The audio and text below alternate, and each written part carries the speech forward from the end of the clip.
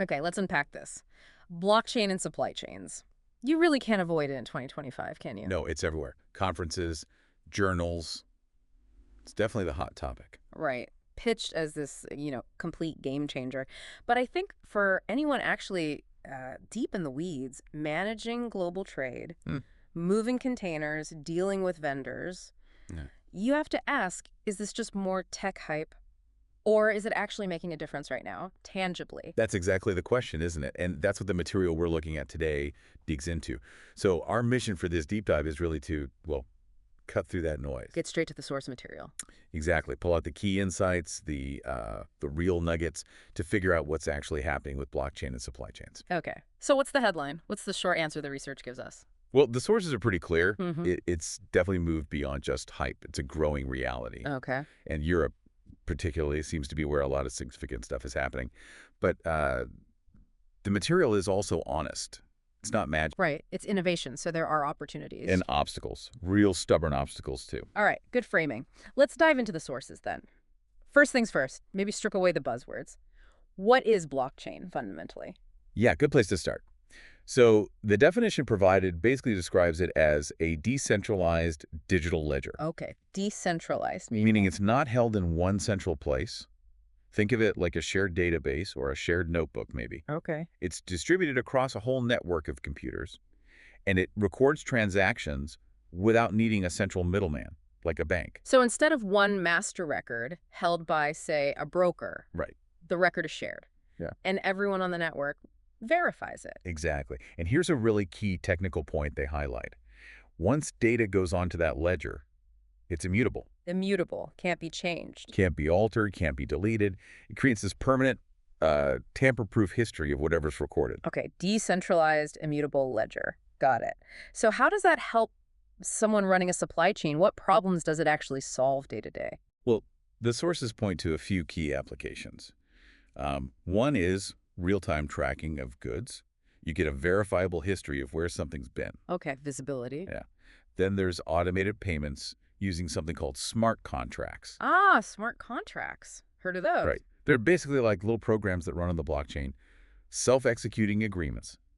If certain predefined conditions are met and verified on the chain, Like proof of delivery. exactly, then the payment triggers automatically. No manual processing needed. Wow, okay. And, crucially, it cuts down on paperwork. Reduces the chance for fraud because everyone's looking at the same agreed-upon data, a single source of truth. Right. It really aims to build trust directly between the parties on the network so you rely less on, traditional third-party checks and balances. Trust without intermediaries? That feels like a big shift for global trade. It is. Let's make it concrete. The material had an example, right? From Bangladesh to Sweden. H&M. Yeah, it's a really helpful scenario to visualize it. So imagine H&M places a purchase order, but instead of emailing PDFs or using some old portal, they initiate it right on a blockchain platform. The order itself becomes a record on that shared ledger. Got it. Orders on the chain. Then the factory in Bangladesh ships the goods. What happens then? So the factory uploads all the key documents, invoice, certificate of origin, packing list, you name it, directly onto that same platform. And links it to the H&M order record. Exactly. It's all connected. Then, as the goods move, you've got freight forwarders, customs officials. The people actually handling the boxes and the paperwork. Right. They interact with the system too. Yeah. They add their updates, shipment milestones, location pings, customs clearance confirmations, all recorded on that same shared ledger. So everyone involved sees the same updates in real time. No more waiting for emails or faxes if anyone still uses faxes. Hopefully not. But yes, exactly. It's a continuous, transparent history building up. And the payment part, how does that work? That's where the smart contract kicks in again. The scenario shows a bank, right? They can access the platform, review the documents. Documents that are now verified because they're linked to real events on the chain, like shipment confirmed, customs cleared. Precisely. The bank sees the conditions are met according to the shared ledger, and boom, the smart contract automatically triggers the payment release. Wow. So no more chasing missing documents that hold up payments. That's the idea. No need for tedious manual checks on everything. Correct. The outcome in the example is pretty compelling. Less missing paperwork, much faster payments, and just full transparency. end to end, Everyone sees the same story unfold in real time. from the factory floor right through to H&M's distribution center. Yeah, That kind of automation and transparency does sound transformative. Now, the material also stressed something about network effects, that it's not just about one transaction. absolutely crucial point. The research really underscores that the true power, the real benefit, it multiplies the more participants you get onto the network. The more the merrier, basically. Kind of, yeah. The analogy used is that blockchain could become like the underlying operating system for the supply chain. An operating system. Okay, and each company, each agency involved, the logistics provider, the customs broker, the supplier, they're like individual apps plugging into this shared system. A shared system built on a single source of truth. Exactly. A single, shared, verifiable truth. So it's not just buyer and seller, it's everyone who touches the goods or the data. Who else adds value by joining, according to the sources? Well, they list quite a few. Mhm. Logistics providers, obviously, they add the real-time tracking data, proof of delivery.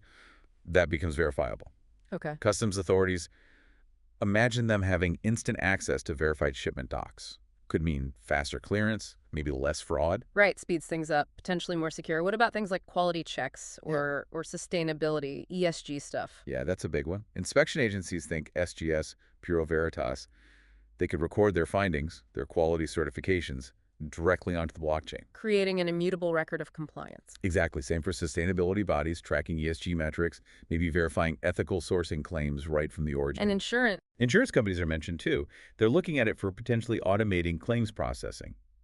You know, if a verifiable event like damage reported at port gets recorded, maybe the claim process starts automatically. Okay, when you list all those players, logistics, customs, inspectors, insurers, sustainability groups, all connected to one shared record, Mm-hmm. how does that really change the way supply chains work? Because today, they often feel so fragmented, siloed. It's a fundamental shift, isn't it? Yeah. From that sort of linear chain where information gets passed along, sometimes lost, sometimes altered. Yeah, like a game of telephone. Ah, exactly. To this more interconnected ecosystem. Information isn't just passed along. Everyone accesses and contributes to the same living record simultaneously. So it builds trust into the system itself. That's the promise. Yeah. Trust and collaboration become embedded in the infrastructure, not just reliant on paper contracts and hoping everyone does their part. And the source suggests this isn't just theory, it's actually happening, particularly somewhere specific. Yes, Europe comes up again and again as a real hotspot for this in 2025. The material gives some pretty strong reasons why. Okay, let's hear them. What makes Europe stand out? Give us the numbers. Well, the market projections are, frankly, staggering. They're forecasting the blockchain market in EU supply chains to hit nearly 55 billion. That's 54.8 billion euros by 2030. Wow. Okay, billion. And maybe even more telling is the growth rate they predict, the CAGR. Compound annual growth rate, Yeah. a massive 88.4%. That suggests really explosive growth just in the next few years. And 88.4% CAGR, that sounds like more than just companies deciding to try it. Is there a push from, like, regulators? Definitely seems to be a factor. Yeah. Sources mention things like MiCA, that's Markets and Crypto Assets Regulation. Right, providing a legal framework. Yeah, exactly. And also EBSI, the European Blockchain Services Infrastructure. It's like a public sector initiative helping build out the infrastructure needed. Both are seen as pushing companies towards adoption by creating clarity and support. Okay, so supportive environment. Are companies actually seeing results, real business impact? Yes, and some of the examples cited are pretty powerful. Maersk's platform, TradeLens. Heard of that one. Uses blockchain, right? Yeah. They reported saving $100 million a year, mostly from cutting documentation time by 40%. $100 million is significant. Very. And Walmart Europe, they use it for food traceability. Cut the time down from 7 days to trace something. 7 days. Wow. Down to 2.2 seconds. Seconds. And that apparently helped them reduce food spoilage by 20%. That's incredible. Any other examples? Pfizer was mentioned too. An initiative they ran reportedly helped cut counterfeit drugs by 35%. Again, a really significant impact. Okay, those are compelling cases. Saving millions, tracing food instantly, fighting counterfeits. Is adoption widespread then? Are lots of companies jumping in? Well, the research gives a bit of a mixed picture, but definitely signs of momentum. Like it mentions 30% of logistics firms in Poland are already using it. 30%. That's quite high for one country. Yeah, noted as one of the highest rates. And you see big names, Daimler, Nestle, Siemens making serious investments, moving beyond just pilot projects. Okay. So, massive potential, huge projected growth, supportive regulation in Europe, and these really eye-catching success stories. But you mentioned obstacles earlier. It's not all smooth sailing, is it? Definitely not. The sources are quite clear. Blockchain isn't magic. It's infrastructure. And infrastructure projects are usually complex and expensive. Exactly. Implementing it comes with some pretty significant hurdles. Like what? What are the main roadblocks the sources point out? Well, cost is a big one. High setup costs. Some logistics firms apparently spent over $2 million just on the initial rollout. 2 million plus. Yeah. Dang, that's a barrier for smaller players for sure. Absolutely. Then there's system integration. Huge challenge. Trying to plug this new blockchain tech into old legacy If systems. systems that might be decades old, never designed for this kind of interoperability, can be a real headache, technically complex. I can imagine. Are there limitations with the blockchain tech itself? Scalability gets mentioned. How many transactions can the network handle per second? Right.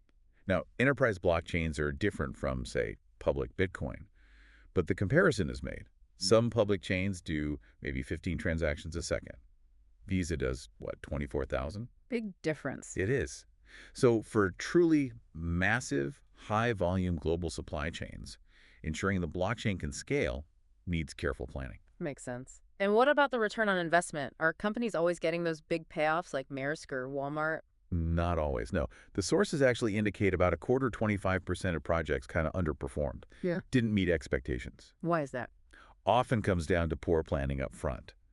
But critically, it's also about that ecosystem adoption we talked about. Ah, the network effect again. Exactly. If you build this great blockchain solution, but your key suppliers, your carriers, your main customers, if they aren't on board, if they don't join the network, You don't get the full benefit. The transparency isn't end to end. The automation doesn't fully work. precisely, you don't unlock that collaborative value, and so the ROI doesn't materialize as expected. That makes total sense. The value really hinges on getting everyone onto that same digital page. It really does. The network effect is the engine. You need fuel participants for it to run properly. Okay, so we've defined it, seen an example, understood the network power, looked at the boom in Europe and the results, but also flagged these very real challenges: cost, integration, scalability, ROI issues. What's the final verdict from the sources? Is blockchain transforming supply chains or not? The overall conclusion is pretty definitive. Yeah. It's not a myth. It's not just hype anymore. It's real. It's a rapidly growing reality, and it is actively changing how supply chains operate, both in Europe and increasingly elsewhere. Okay, so let's quickly recap why this matters right now for, the Yeah. professionals listening, navigating this space. What are those core benefits again? It matters because, when it works, it hits key strategic needs. Transparency, building that verifiable trust. Efficiency, automating tasks, speeding up payments. Security, cutting fraud, data tampering. Right. And even sustainability, getting that verifiable data trail for ESG, for ethical sourcing. And yes, the sources absolutely acknowledge the complexity, the cost, the pain points. Undeniable hurdles. Yeah. But the takeaway seems to be that for companies that plan well, that really focus on getting their partners on board, Building that ecosystem. yes, Yeah. and tackling those integration challenges seriously. The benefits we've talked about, Yeah. they are real, they are measurable, and they can be transformative.